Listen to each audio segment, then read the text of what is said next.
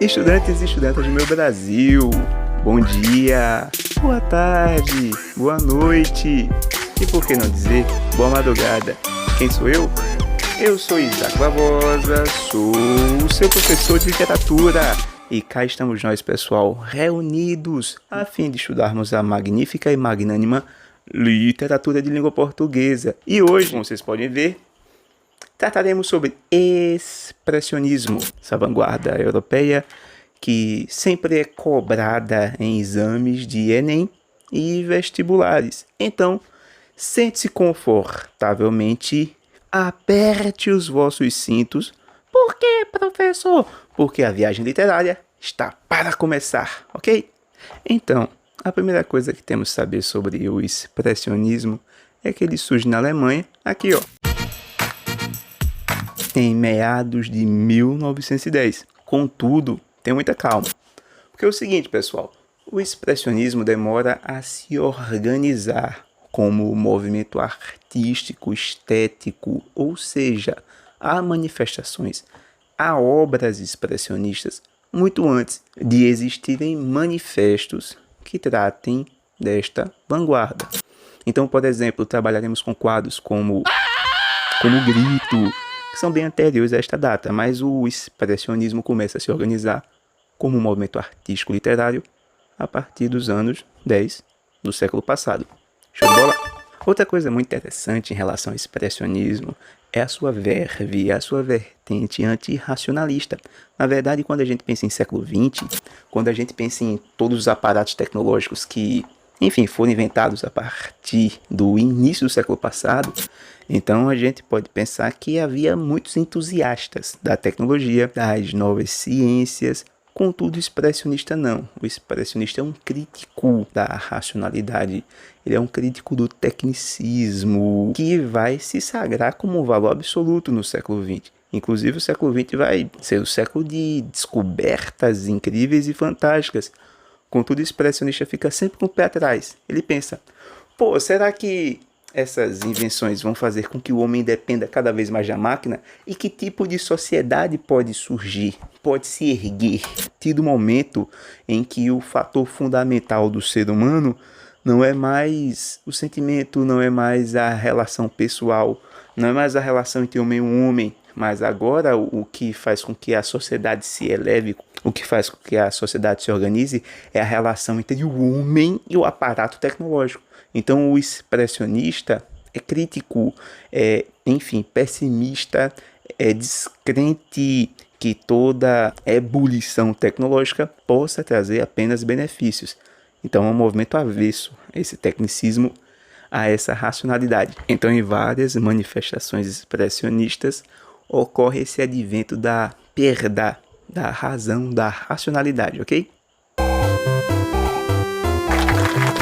Já que a racionalidade é perdida, a expressão artística não pode mais ocorrer de uma forma objetiva, inclusive não pode mais se basear em percepções sensoriais lógicas.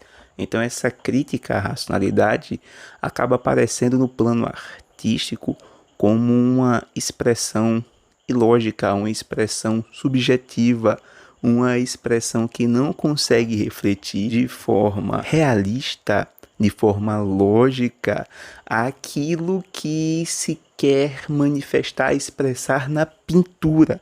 Ou seja, a pintura expressionista vai na contramão de qualquer tipo de pintura realista, inclusive vai de encontro a qualquer concepção artística de que a arte deva representar as coisas de forma organizada ou lógica, de tal maneira que a arte expressionista costuma retratar as figuras, costuma retratar as pessoas de uma maneira que não se consiga separar as dimensões físicas, as dimensões psíquicas, as dimensões sensoriais da imagem, como se várias dimensões se fundissem em uma só. Ao mesmo tempo, você vê o objeto, a pessoa, você vê todas as cargas emocionais que se imprimem naquela pessoa. Enfim, não há separação entre o plano físico, entre o plano psíquico, entre o plano emocional, etc. Ou seja, os múltiplos pontos de vista coincidem no objeto que há de ser representado, figurado na arte expressionista. Conforme vocês podem ler aqui, ó. Manifestação criativa que supõe a perda do controle da racionalidade, certinho? E aqui embaixo também essa questão da indistinção, da falta de distinção aqui, ó, dos planos físicos, psíquicos, ou seja, há uma simultaneidade de sensações na pintura expressionista, de tal maneira que se retrata no plano da expressão a soma de todas as sensações que se sobrepõem à realidade. Então, a forma de se expressar, obviamente, vai ganhar, vai se sobrepor àquilo que está sendo representado na arte desta vanguarda específica. Agora, prestem bastante atenção, porque é muito comum de se confundir o expressionismo do impressionismo, justamente pela semelhança dos nomes. Inclusive, o que muda é muito pouco, né? Expressionismo e impressionismo. E então, professor, qual é a diferença? Vejam bem, o impressionismo se baseia justamente nas impressões cromáticas causadas pela incidência, pelo reflexo da luz nos objetos, nas paisagens, nas pessoas, nos cenários. Ou seja, no impressionismo, essa subversão da realidade, essa expressão subjetiva da realidade ocorre, na verdade, de fora para dentro. É a luz que incide no objeto, na pessoa, no cenário, e o reflexo dessa luz, percebida pelo artista, há de ser representado na pintura. Então é um movimento de fora para dentro.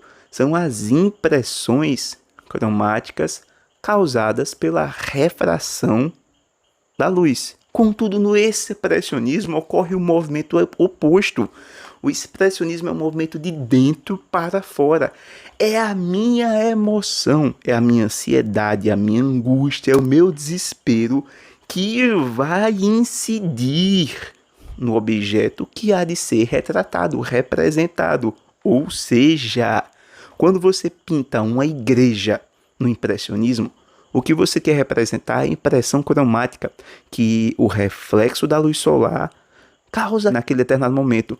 Contudo, no expressionismo, quando eu vou pintar uma igreja, eu quero justamente expressar, representar e retratar aquilo que eu sinto, os sentimentos e as sensações, aquele ambiente que aquele meio social causa em mim. Inclusive, normalmente as pessoas e as interações sociais acabam ganhando muito mais destaque no expressionismo, justamente porque há muitos gatilhos que podem ser disparados nas interações sociais mais diversas possíveis a partir do século XX. Por isso que vocês têm, ó, aqui no quadro, que o impressionismo é uma arte sensorial e subjetiva. E o movimento de criação, aqui, ó, vai do exterior para o interior. Já no expressionismo ocorre o oposto. O movimento de criação parte da subjetividade do artista, do seu mundo interior. Ou seja, a obra de arte é um reflexo direto da interioridade do artista. Tá aqui, ó, que deforma o mundo objetivo. Então, se o pintor se sente derretendo, se o pintor se sente se decompondo, as imagens, as figuras derreter também vão se decompor. Então, há essa questão da retratação da noção de decadência e da sensação de decadência também que o pintor expressionista acaba imprimindo em suas obras. Professor, esses expressionistas eram muito pessimistas. Qual a necessidade, assim, de uma relação com o seu próprio tempo tão pessimista? Vejam bem, se você parar para analisar a história do início do século XX, você vai perceber que quem era pessimista estava correto. Porque, veja bem, quais são os adventos mais importantes do início do século passado? O que as pessoas que viviam em meados de 1910 iriam enfrentar ainda? Se você fosse um artista alemão, em pouquíssimos anos você teria que lidar, por exemplo, com o Segundo Reich, o Terceiro Reich, ou seja, a Primeira Guerra Mundial, inclusive sofrendo uma derrota. Além disso, você também veria a ascensão do nazismo, você passaria pela Segunda Guerra Mundial, perderia a Segunda Guerra Mundial também. Isso em uma sociedade que estava acostumada a produzir os melhores musicistas, os melhores filósofos, as ciências mais avançadas bebiam o leite do seio alemão. Você tinha o melhor da engenharia, da filosofia, da música, na mesma sociedade que conseguiu chocar o ovo da serpente nazista. Então, olha que contradição absurda. Uma sociedade capaz de produzir o melhor e o pior da civilização ocidental em um espaço de tempo quase sincrônico, quase concomitante. Então, percebam, o expressionista, ao retratar a sociedade, veja aqui, ó, ao retratar a derrocada da sociedade burguesa capitalista,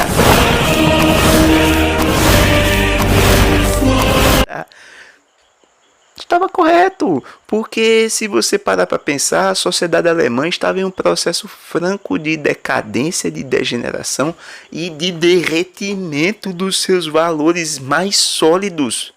A racionalidade, a razoabilidade alemã, a técnica alemã acabou sendo usada inclusive para engendrar o que seria chamado no futuro, afinal ainda estamos em 1910, de nazismo. O expressionista percebe a falta de um valor fundamental à sociedade: a empatia. A capacidade de sentir a dor do outro estava sendo substituída pela relação, pela interação entre o homem e a máquina. Então isso vai ser uma temática expressionista, mas é quase uma temática profética para o século XX, que depois da Segunda Guerra Mundial vê-se enfrentando, por exemplo, a Guerra Fria, sobretudo na Alemanha, que tem sua capital Berlim, e enfim, dividida em duas metades, uma metade capitalista, outra metade socialista, e as pessoas não podiam interagir entre si. Se você tivesse parentes, amigos do lado soviético ou do lado capitalista, essa comunicação seria impossível e viável até a queda do Muro de Berlim no final do século XX, jovens. Então percebam, o expressionismo estava certo ao desacreditar do futuro e ao ter uma visão pessimista de mundo. Então, quando os expressionistas retratam a derrocada da sociedade burguesa, demonstrando a crise do ser humano em um meio social sem empatia, estamos vendo inclusive talvez a principal problemática do século passado e talvez uma questão eterna agora do ser humano, quando nós temos mais facilidade em lidar com a máquina que temos em lidar, por exemplo, com o outro. E é por isso que a razão é objeto de descrédito, pessoal, porque a razão serve para engendrar o quê? Então a razão serviu para engendrar, por exemplo, o genocídio, o massacre, a guerra, uma ogiva nuclear, um tanque de guerra. Gente, houve um avanço tecnológico fantástico nesse período. Só que esse avanço tecnológico foi motivado justamente pelo fato de uma nação está querendo exterminar a outra. Então, enquanto Henry Ford está preparando seus automóveis, em pouquíssimos anos depois, a mesma sociedade que estava produzindo automóveis produzia tanques de guerra. Enquanto Santos Dumont estava produzindo 14 bis, tentando fazer projetos em que o homem conseguia se transportar, se locomover com objetos mais pesados que o ar em voo. Pouquíssimos anos depois, essa tecnologia vai ser usada, enfim, em aviões de combate. E esse avião que é inventado por Santos Dumont, se você está vendo esse vídeo em qualquer região que não seja o Brasil, saiba, Santos Dumont inventou o avião. Quando Santos Dumont inventou o avião, tenho certeza de que ele não fazia a menor ideia que pouquíssimos anos depois, poucas décadas depois, sua invenção seria utilizada para que a humanidade largasse uma ogiva nuclear nas cidades de Hiroshima e Nagasaki ao fim da Segunda Guerra Mundial. Sorry ass DJ. Então a mesma tecnologia que poderia ser vista por muitos como um avanço da humanidade, no expressionismo acaba sendo uma maneira de se perceber que o homem está se tornando cada vez menos empático e cada vez mais impessoal, relacionando-se assim muito melhor com a máquina que com outro ser humano. Por isso, inclusive, que os expressionistas abandonam o conceito de beleza e vão utilizar na sua arte figuras e retratos muito mais grotescos e caricaturais. Então, volta e meia, os burgueses têm rostos que parecem muito mais com máscaras. Máscaras de uma peça teatral trágica da Grécia. Muito mais que com rostos orgânicos, sabe, simétricos. Então abandona-se esse conceito de beleza. A arte torna-se muito mais grotesca e caricatural. Inclusive isso vai fazer com que a arte expressionista seja combatida pelo nazismo, que buscava uma arte que retratava um povo alemão forte, belo, simétrico, puro, superior na concepção eugenista do período, fazendo com que a polícia nazista procurasse, caçasse e perseguisse os artistas do expressionismo que retratavam a população alemã de forma grotesca e caricatural, justamente como se eles estivessem derretendo, assim como uma vela fúnebre de cera derrete ao calor do fogo de alguém que vela o seu parente morto. Então a sociedade seria essa vela derretendo em um funeral, em um meio triste de luto, sabe, um meio funéreo. Justamente por isso aqui, ó, é uma arte incrivelmente pessimista e baseando-se nesse sentimento que o pintor deseja expressar em seu quadro. Por isso também é uma arte muito subjetiva. Agora vamos para algumas produções artísticas do expressionismo. E a primeira delas não poderia deixar de ser o Grito, de Edvard Munch. O quadro é de 1893. E neles vocês encontram aí um eu pictórico, sabe, um eu da imagem que grita. E percebam o céu, o firmamento sente a dor do grito. A paisagem, a geografia corrompe e na paisagem reverbera a agonia acústica que é ecoada justamente pelo ser que grita. Ele também se serpenteia e se distorce em dor e agonia. Vejam que a paisagem, o céu, o firmamento, o horizonte, o ser que grita, tudo parece estar na mesma agonia, porém em uma harmonia da dor. Tudo sente o mesmo sofrimento. Quem não sente? A ponte? Na ponte não reverbera os ecos desse grito macabro, e duas figuras de trajes refinados que poderíamos considerar aí pertencentes à burguesia, por que não? Que também demonstram estar incrivelmente apáticos ao sofrimento do ser que grita. Na tela, as linhas retorcidas e as cores fortes contribuem para criar um clima de aflição e angústia que parecem ecoar no grito que dá nome à obra. Em seu diário, Munch escreve sobre o entardecer de Nordstrand. Eu não sei falar isso. Nordstrand. Eu não sei falar Nordstrand, cidade da Noruega, que inspirou o quadro. Segundo ele, aspas, eu estava a passear cá fora com dois amigos e o sol começou a pôr-se. De repente o céu ficou vermelho, cor de sangue. Eu parei, sentia-me exausto e apoiei-me a uma cerca. Havia sangue e línguas de fogo por cima do fiord azul escuro e da cidade. Os meus amigos continuaram a andar e eu ali fiquei de pé, a tremer de medo. Senti um grito infindável atravessar a natureza. Então vejam uma das questões do expressionismo, pois esse grito é um grito interno, não é um grito externo. Então expressa-se a dor e a agonia e mistura-se as sensações de um grito que ocorreu dentro dele, não fora, e esse grito se mistura à natureza. Então vejam que os sentimentos, as sensações acabam impregnando os objetos da natureza.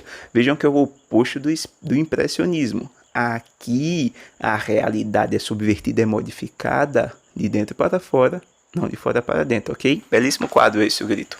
Inclusive nós temos um único manifesto expressionista cujo autor, Casimir, em 1918, diz-nos o seguinte: o universo total do artista expressionista torna-se visão. Ele não vê, mas percebe. Ele não descreve, acumula vivências. Ele não reproduz, ele estrutura. Ele não colhe, ele procura. Agora não existe mais a cadeia dos fatos. Fábricas, casas, doenças, prostitutas, gritarias e fome. Agora não existe a visão disso. Os fatos têm significado somente até o ponto em que a mão do artista os atravessa para agarrar o que se encontra além deles. Há uma outra obra muito interessante do expressionismo que é a dança da vida. Na dança da vida vocês conseguem perceber uma espécie de metáfora, uma alegoria, né? Uma cadeia de metáforas que associam o passar do tempo na vida justamente a uma dança, em cujos passos estariam a transição das idades. Por exemplo, da esquerda para a direita vocês teriam uma mulher jovem, vestida de branco, como se fosse uma noiva ou uma debutante, de braços abertos à espera do seu parceiro nesta dança que todos nós somos obrigados a dançar. Do lado oposto, alguém que é muito semelhante, alguém de aparência simílima, porém mais magra, mais ossuda, sabe, com as mãos entrelaçadas, sabendo que não encontrará mais parceiro de dança nessa vida. Esta pessoa soa como se fosse uma mãe ou uma avó da primeira moça loira. Contudo, nesta alegoria, nós podemos dizer que se trata da mesma pessoa em estações da vida distintas, na juventude e na velhice. E na velhice já não encontraria mais parceiro. Restaria a esta pessoa simplesmente olhar para as estações passadas, olhar para os passos já dados, olhar, enfim, a dança dos outros e contemplar aquilo que perdeu. Olha que triste, pessoal. Olha que deprimente, não é? Para o velho, para a velha, restaria apenas observar a dança dos outros. E no meio do quadro, vocês encontram a moça ruiva de vestido vermelho, representando as chamas da paixão. Inclusive, a cauda do vestido dessa moça do meio faz nos lembrar uma poça de sangue, que é muito representativa essas questões do amor, da paixão e do envolvimento amoroso entre um homem e uma mulher, que é justamente a entrega amorosa que ocorre também em fases distintas da vida. Ou seja, vocês têm aí da virginal inocência da mulher, a lascívia ao amor, a paixão bruta e crua, ao luto da viuvez. Tudo isso em um único cenário, compondo assim os vários ritmos da dança da vida, os vários passos, os vários molejos que ocorrem enquanto dançamos essa incrível dança que chamamos de vida. Vejam essa imagem agora. O nome desse quadro é Dança ao Redor do Bezerro Dourado. E vejam, a pintura expressionista parece representar muito mais a alma humana que a afeição humana. Retratar muito menos a fisionomia e muito mais o estado de espírito. Tanto que essa imagem, tanto quanto no grito, parece que o cenário está em chamas. Cores dissonantes, traços vivos e brutais, corpos deformados. Sentimos quase que no nosso corpo toda a loucura, todo esse transe que envolve esses personagens nesta outra dança de outro quadro expressionista. Contudo, uma dança muito mais pagã, essa dança ao redor do bezerro de ouro. Então, tanto no grito como neste quadro de agora, você quase consegue tangenciar a loucura que o pintor quis expressar nesta obra. Vejam bem, em 1914 inicia-se a guerra na Alemanha. É a guerra mais homicida que o continente europeu acabou vivenciando até então. E, obviamente, os expressionistas vão se revoltar contra essa sociedade que produziu essa barbárie. A revolta é expressa com a mesma violência. Com a mesma não, que uma violência ocorre um quadro, e a outra violência ocorre na vida real. Então são violências bem distintas. Mas enfim, há uma retratação que busca representar a mesma violência da sociedade na pintura expressionista. Então os artistas obviamente usam a feiura para denunciar justamente a condição de feiura na qual a sociedade se inseria. Vejam esse quadro, Dia Cinzento, por exemplo. Nele a gente percebe o gosto pelo exagero, pela simplificação, uma maneira crua de se expressar. As pinturas são muito caricatas. No expressionismo é muito comum vocês encontrarem cenas urbanas, enfim, o cotidiano cada vez mais desesperado e desesperador, em que as pessoas existem. Com precisão, é um espelho da sociedade alemã da época, em que principalmente as pessoas precisam aprender a sentir a dor do outro. Isso vocês veem em vários quadros expressionistas, essa questão da apatia. A denúncia sobretudo é da apatia em que as pessoas se encontram, pois eu não consigo sentir a dor do próximo. E ao não sentir a dor do próximo, eu me envolvo cada vez mais em uma sociedade anestesiada pelo avanço tecnológico, anestesiada pela rotina do trabalho, pelos valores da burguesia capitalista, e me embrinco aí, me envolvo, me engesso em uma sociedade cada vez mais fria. Por isso as almas são desesperadas, sofredoras, justamente porque os corpos se encontram engessados, apáticos, em uma rotina, em uma estrutura que só faz com que o homem se dissolva da sua verdadeira essência. Veja essa imagem, as banhistas. Esse quadro é de Heinrich Haeckel. Enfim, nesta vista aérea do quadro, Haeckel ilustra toda a corrente na época da... Será que eu sei falar isso?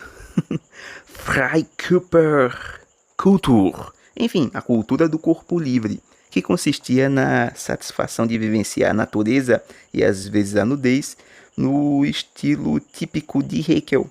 Muitas linhas, na água e na terra em figuras, muitas vezes a nudez. E por último, mas não menos importante, fico com esta obra-prima do expressionismo, A Rua, de Ernest Ludwig Kircher, de 1908.